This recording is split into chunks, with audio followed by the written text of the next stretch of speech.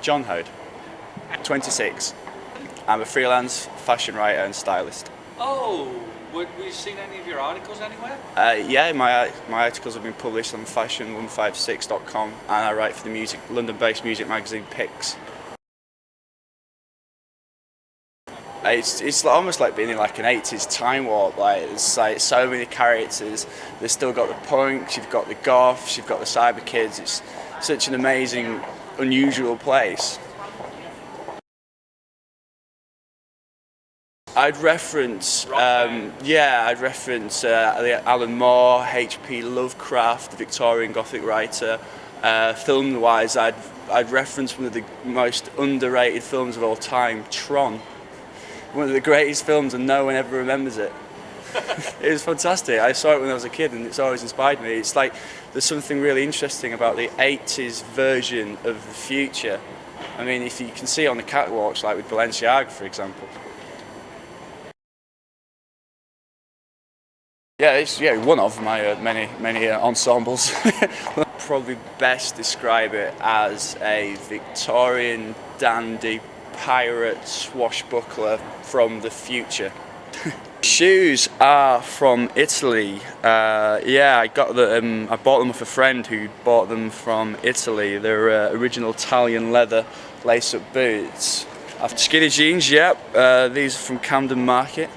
Of old skinny Levi's, drain pipes.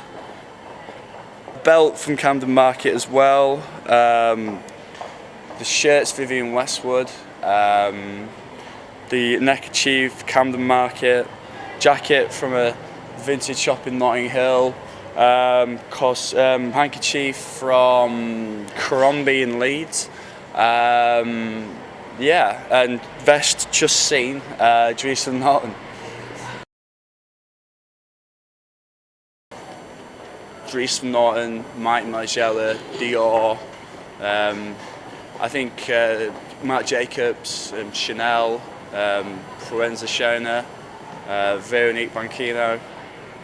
Basically quite a lot of Belgian and Parisian designers. What makes me happy? Seeing pictures of dogs in sunglasses. It never fails to cheer me up, no matter how bad my day's been, just to see a dog wearing sunglasses.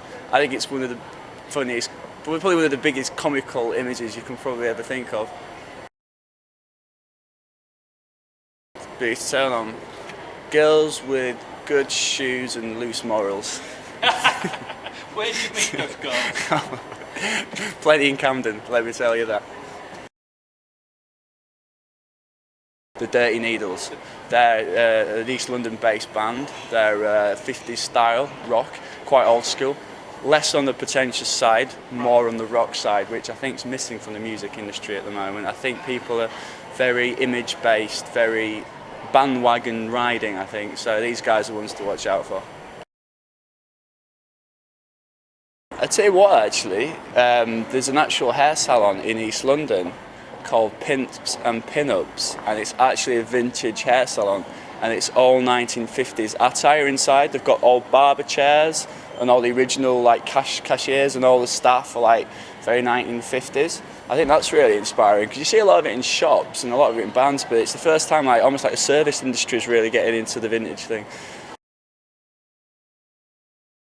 Yeah, I think the burlesque thing's kind of dying out a bit now, though. Yeah, I think it's going more towards cabaret. It's more about dressing up, not undressing. I think that's definitely the way forward. Yeah, the burlesque thing's kind of hit the mainstream a bit, so I don't know how much life's in it at the moment.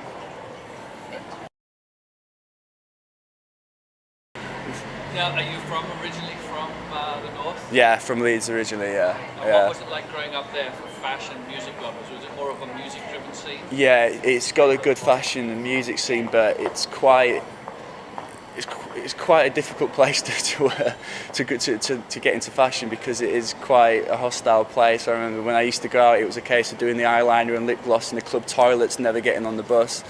Definitely. I used to have to change in club toilets because I daren't get on the bus because we used to go through some rough estates in Leeds.